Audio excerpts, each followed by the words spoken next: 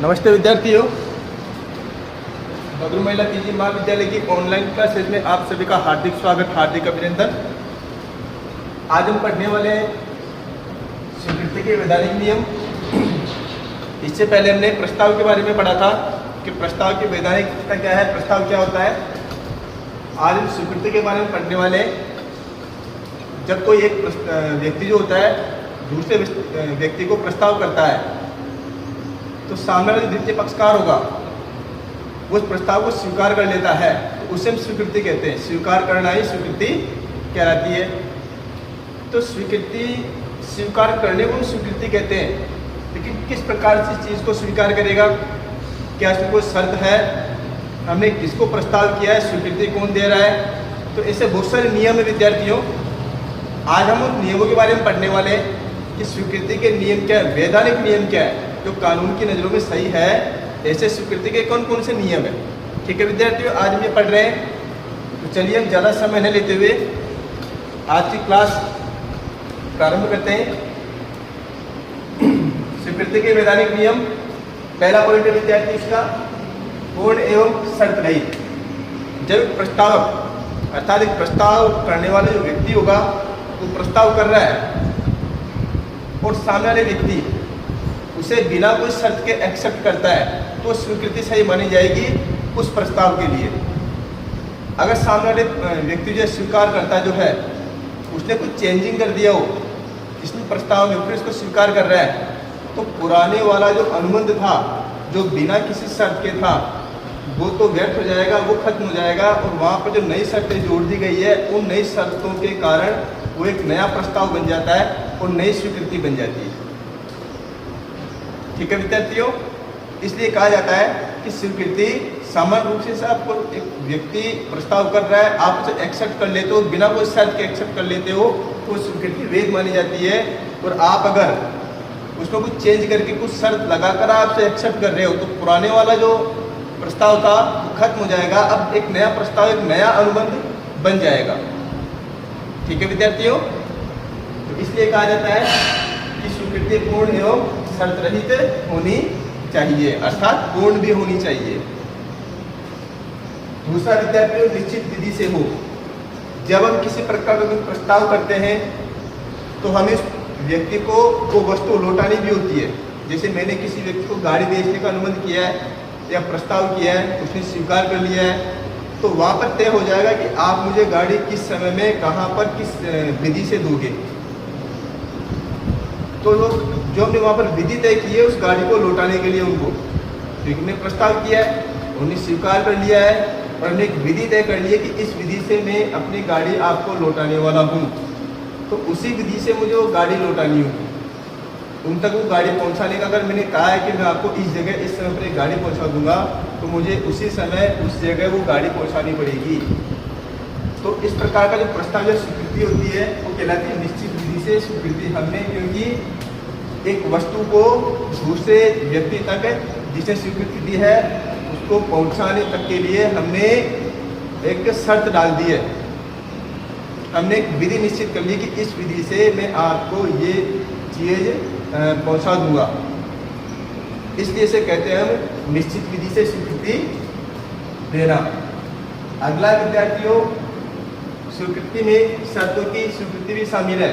देखेंगे एक बार विद्यार्थियों, अगर मैं किसी व्यक्ति को प्रस्ताव कर रहा हूँ, ठीक है, और उसमें मैंने कुछ 2, 4, 5 शर्तें लगा दी है और सामने वाला व्यक्ति जो है उसे एक्सेप्ट कर लेता है तो उसने प्रस्ताव भी एक्सेप्ट मानेंगे हम। और मैंने जो शर्तें लगाई है 4, 5 शर्तें जो भी, जो वैधानिक रूप से सही होनी चाहिए शर्तें, अगर वो शर्तें वैधानिक रूप से गलत हुई फिर वो एक्सेप्ट कर लेता है तो फिर आपकी गलती होगी इसमें, वो शर्तों पे कायम नहीं रहेगा क्योंकि आप उसमें केस नहीं कर सकते क्योंकि वो क्या है, गैर कानूनी शर्तें हैं। लेकिन शर्तें ऐसी है जो कानून की नज़रों में सही है। तो उस व्यक्ति को आप वस्तु बेच रहे हो और कानून की नज़रों में आपको शर्तें लगा दी है तो वो अगर प्रस्ताव को स्वीकार करता है तो उन शर्तों को भी स्वीकार करने का उसका दायित्व बनता है। उस शर्तों को भी हम स्वीकार ही समझेंगे। अगर वो शर्तें वैधानिक रूप से सही है तो ही हम उसको सही समझेंगे। तो प्रस्ताव का स्वीकार करता जो स्वीकार कर रहा है प्रस्ताव को, उसका मतलब ये हो गया है कि वो शर्तों को भी स्वीकार कर रहा है, यही हम मान के चलेंगे। ठीक है विद्यार्थियों, आगे चलते हैं। हमने अगर किसी प्रकार की विधि जो है, पहले पॉइंट देख लीजिए एक बार। पॉइंट है उचित या प्रचलित विधि से स्वीकृति। उचित या प्रचलित विधि से, अर्थात ये कह रहा है कि हमने अगर स्वीकृति का या किसी माल को पहुंचाने का हमने कोई विधि निश्चित नहीं की है, हमने कोई विधि निश्चित नहीं की, कोई तरीका में फिक्स नहीं किया है, तो हम जो उस व्यवसाय में जैसा प्रचलन में जिस प्रकार की स्वीकृति आ रही है, हम उसी को यूज में लेंगे। कैसे लेंगे विद्यार्थी, एक बार देख लेंगे। आप एक दुकान पे जाते हो, सरस की डेयरी पे जाते हो, कहते हो मुझे दूध चाहिए, तो सरस डेयरी जो है उसका प्रचलन है कि वो दूध रख थैली में पैक देगा, पॉलीथीन में पैक करके देगा। वो पहले से पैक होता है, वो आपको निकाल के दे देगा। हम उसको कहेंगे नहीं कि आप थैली में डाल के हमें पॉलीथीन में या दूध डाल के हमें 1 किलो दूध दे, नहीं। उसकी उनकी प्रथा है ये उनका प्रचलन है कि आप जब भी दूध देने जाओगे डेयरी के ऊपर, सरस डेयरी हो या कोई भी डेयरी हो जिनका हम दूध यूज में लेते हैं, आप उनसे कहोगे तो वो आपको जो है उस थैली में डाल के देगा। ये उनका प्रचलन है। उसी प्रकार से अगर हमें कोई विधि जो है निश्चित नहीं की है स्वीकृति की या माल को पहुंचाने की, परंतु ये जो व्यवसाय है उसकी कोई प्रचलित विधि है या कोई उचित विधि है या उचित समय है, तो उस हिसाब से हम उस वस्तु को हम पहुंचा देंगे, स्वीकृति दे देंगे। ठीक है विद्यार्थियों,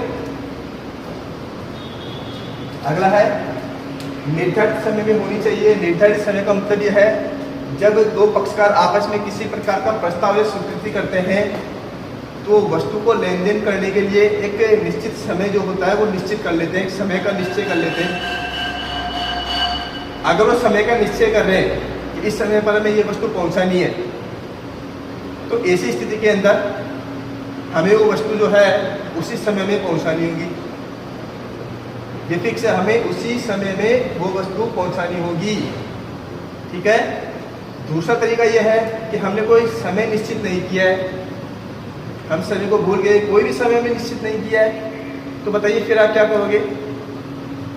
अगर आपने किसी प्रकार का समय निश्चित नहीं किया है, तो हम उचित समय देखकर, ताकि उसको व्यक्ति का नुकसान ना हो, उस उचित समय के अंदर हम उस वस्तु को उस व्यक्ति तक पहुंचा देंगे। विद्यार्थियों समझ लेना, अगर हमें समय निश्चित किया है तो उसी समय में वस्तु को पहुंचानी है। ठीक है।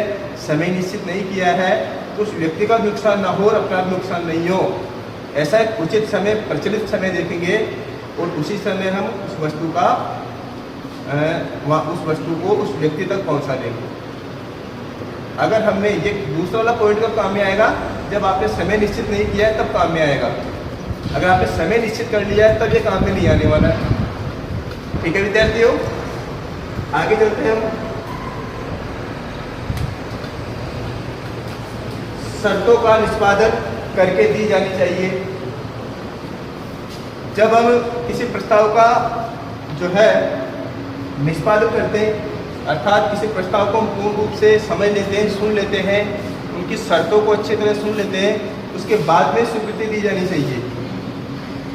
अगर आपने बिना कोई प्रस्ताव सुने, बिना उस प्रस्ताव को समझे आपने स्वीकृति दे दी है, तो ऐसी स्वीकृति व्यर्थ मानी जाएगी, वो किसी काम की स्वीकृति नहीं है। क्यों नहीं है विद्यार्थियों? क्योंकि आपने प्रस्ताव जो है उसे पूर्ण रूप से नहीं सुना है, नहीं उसको समझा है। आप जल्दी में थे, आपने इस प्रस्ताव को आधा सुना, आधा नहीं सुना और आपने उसकी स्वीकृति दे दी है, तो ऐसी स्वीकृति कानून की नज़रों में व्यर्थ मानी जाएगी। और अगर सामने वाले व्यक्ति का इसका नुकसान हो जाता है, आपने प्रस्ताव को नहीं सुना है और उस व्यक्ति ने आपको अच्छे तरह से प्रस्ताव के बारे में बताया है और आपने हाँ किया है, तो ऐसी स्थिति में अगर सामने वाले पक्षकार को कोई नुकसान हो जाता है तो की क्षतिपूर्ति आपको करनी पड़ेगी। ठीक है विद्यार्थियों, तो यहाँ पे 2 चीज़ों का ध्यान रखना है कि आपकी वजह से किसी अन्य व्यक्ति को नुकसान नहीं होना चाहिए। अगर लापरवाही आपने की है तो क्षतिपूर्ति आपको करनी पड़ेगी। अगर लापरवाही नहीं हुई, अगर कोई नुकसान नहीं हो रहा है तो क्षतिपूर्ति की बात वहाँ पर नहीं आती है। ठीक है विद्यार्थियों, आगे चलते हैं। स्वीकृति स्पष्ट व गर्भित हो सकती है। हमने प्रस्ताव के बारे में, इनके बारे में पढ़ा है। स्वीकृति जो होगी वो स्पष्ट रूप से आप बोल के बता सकते हो,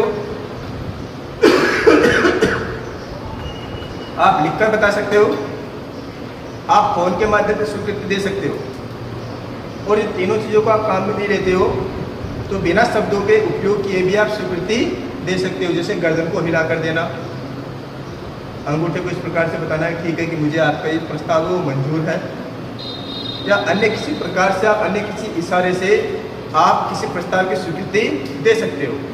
ठीक है विद्यार्थियों, ऐसी स्वीकृतियों की इसमें क्या कहते हैं, स्पष्ट स्वीकृति या गर्भित स्वीकृति। ठीक है विद्यार्थियों, आगे चलते हैं। बिना प्रस्ताव जानकारी के स्वीकृति नहीं दी जा सकती, ये पॉइंट हमने पहले पढ़ लिया है। अगर आपने प्रस्ताव को अच्छी तरह से नहीं समझा है, अच्छी तरह से नहीं सुना है, आपने प्रस्ताव के बारे में पूर्ण जानकारी नहीं है आपको, तो आप उसकी स्वीकृति नहीं दें। आपने स्वीकृति दे दी है, आपने नहीं सुना है और सामने व्यक्ति को नुकसान हो जाता है तो उसकी क्षतिपूर्ति आपको करनी पड़ेगी। इससे पहले सोच लें, समझ लें, प्रस्ताव को अच्छी तरह सुन लें, अच्छी तरह समझ लें, उसके बाद में हमें क्या करना है, प्रस्ताव की स्वीकृति देनी है। आगे देखते हैं विद्यार्थियों, दायित्ववान व्यक्ति की स्वीकृति दे, अर्थात आप जिस व्यक्ति को प्रस्ताव कर रहे हो, अगर वो विशिष्ट प्रस्ताव है और जिस व्यक्ति को हम प्रस्ताव कर रहे हैं, स्वीकृति वही व्यक्ति देगा, अन्य व्यक्ति नहीं दे सकता। अर्थात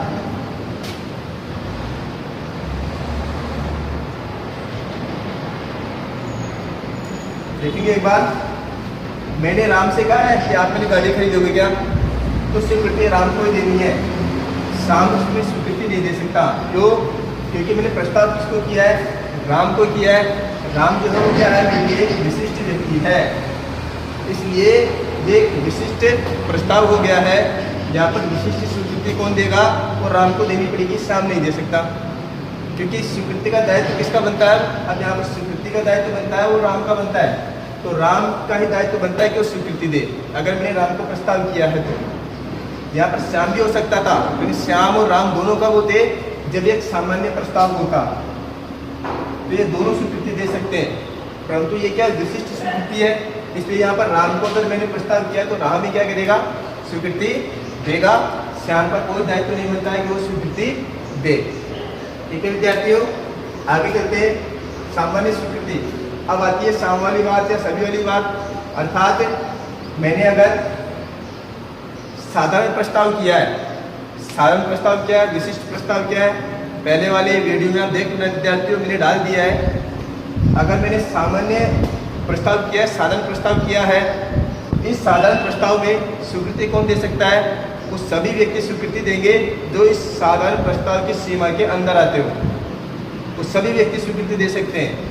इसमें राम भी हो सकते हैं, श्याम भी हो सकते हैं, अन्य कोई सामान्य व्यक्ति भी हो सकते हैं। जो स्वीकृति उसको उसकी शर्तों को अगर पूरा कर देते हैं तो कोई भी सामान्य व्यक्ति स्वीकृति दे सकता है। तो इस प्रकार का जब प्रस्ताव होगा इसे कोई भी व्यक्ति स्वीकार कर सकता है, ऐसे प्रस्ताव को हम क्या कहते हैं, साधारण प्रस्ताव कहते हैं। ठीक है विद्यार्थियों,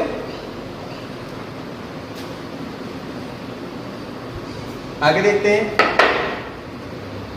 स्वीकृति का संवहन होना आवश्यक है। देखेंगे विद्यार्थियों, जिस प्रकार से प्रस्ताव का संवहन होना आवश्यक है, अर्थात राम जो है वो श्याम को किसी प्रकार की गाड़ी बेच रहा है, श्याम को गाड़ी बेच रहा है, तो श्याम का यह परम कर्तव्य बनता है कि जो राम जो उसे गाड़ी के बारे में बता रहा है उस जानकारी को पूर्ण रूप से सुने, समझे, उसकी रेट डिसाइड करे, निश्चित दिन डिसाइड करे, उसको पूरा पूरा सुने, ये श्याम का दायित्व बनता है। उसी प्रकार से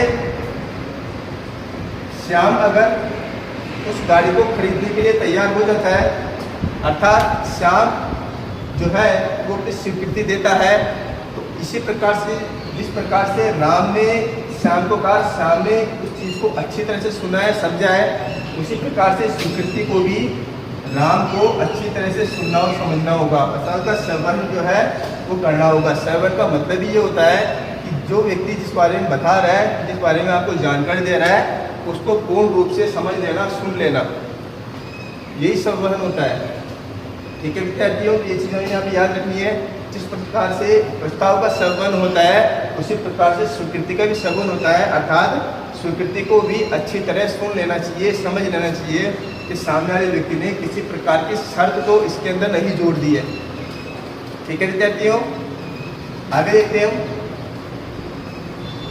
मौन रहना स्वीकृति नहीं माना जाता। देखो सामान्य रूप से बात बता रहा हूं मैं, सामान्य रूप से मौन रहना, आपने किसी व्यक्ति को प्रस्ताव किया है और वो व्यक्ति बिल्कुल चुप है, मौन है, तो हम उसे स्वीकृति नहीं मानेंगे,